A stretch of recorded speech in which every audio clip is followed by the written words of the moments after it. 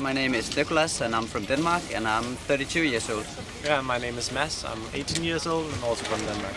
So there's quite an age difference between you two. Yeah, I'm not the father. Yeah. How long have you been sailing together? Only for half a year. I started 3 years ago, but my former crew, he stopped half a year ago, and I talked to Mads about racing, and it's nice. And what were you sailing before? Is this your first time in the 470? No, I was also sailing the 470 with another skipper. Yeah. And beforehand I was sailing the 29er. So. And where do you fall in the sort of Danish 470 rankings? Are you one of the top guys, or? Yeah, if you can say so. We are still struggling going into the gold fleet. But we're working on it. Yeah. Exactly. So what do you? Obviously, you're a long-term 470 campaigner. What's the attraction of the boat to you? It's so many ways of sailing it. When the wind changes, you have to react to the changes of the wind and try to make the boat go faster or higher to the wind. So it's really a difficult boat, and that's the fun of it. And it's quite hard to get. I mean, obviously it's quite adaptable for the different wind conditions. Because obviously you had 30 knots on Monday, didn't you? Yeah, exactly. You can sail it in almost every condition. Yeah. And do you think this? I mean, it's a good example of a boat which can actually, you know, if you can sail a 470, you can kind of sail any boat, sort of thing. Yeah. Yeah, exactly. You always need to try to find the extra power, and when you sail in 30 knots, you can depower it and still be really fast. So that's fun. Yeah. And it's very close racing, obviously. Yeah, exactly. Yeah. So what's your best result been so far?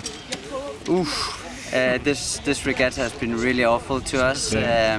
Made some really personal mistakes, so we're down in the pack, unfortunately. Yeah. And who do you have a coach? Who do you use as a coach? Yeah. We have a pretty new coach. Coach in the 470 class is Christian Rasmussen. He used to coach the Soling and the Star. So he's new in the game. Yeah. And how do you sort of fund your campaign? How does it work in Denmark?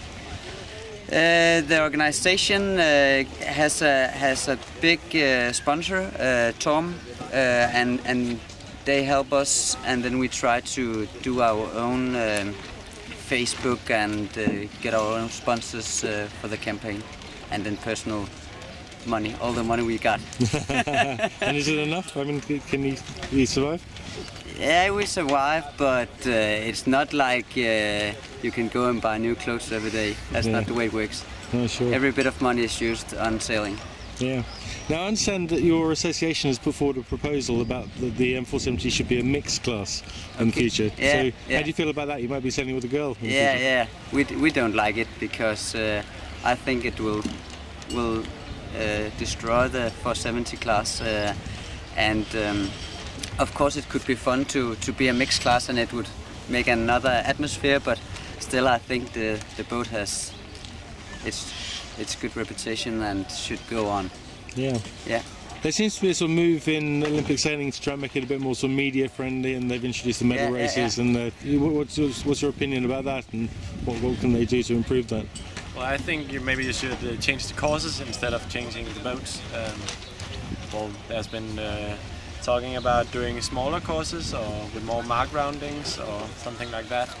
Instead of maybe changing the boats, just change the courses or change the way we race. So you would have the more sort of medal race style races? Maybe not a long series of races, but only it's kind of like a medal race where all the position and it's just in the medal race. That's your final result, maybe. And so shorter races and more of them, a bit like the 49er kind of thing. Yeah. Because I don't think when people have watched sailing, it doesn't matter if it's the 29er XX or it's the 470.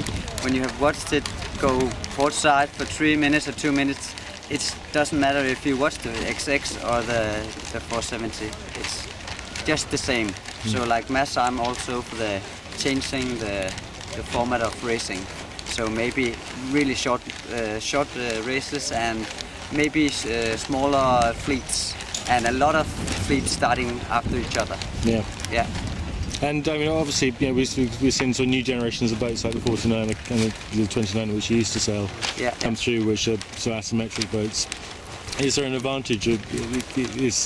How do you find the racing with the conventional spinnaker? I mean, it obviously makes it different to asymmetric racing. It's a whole other story.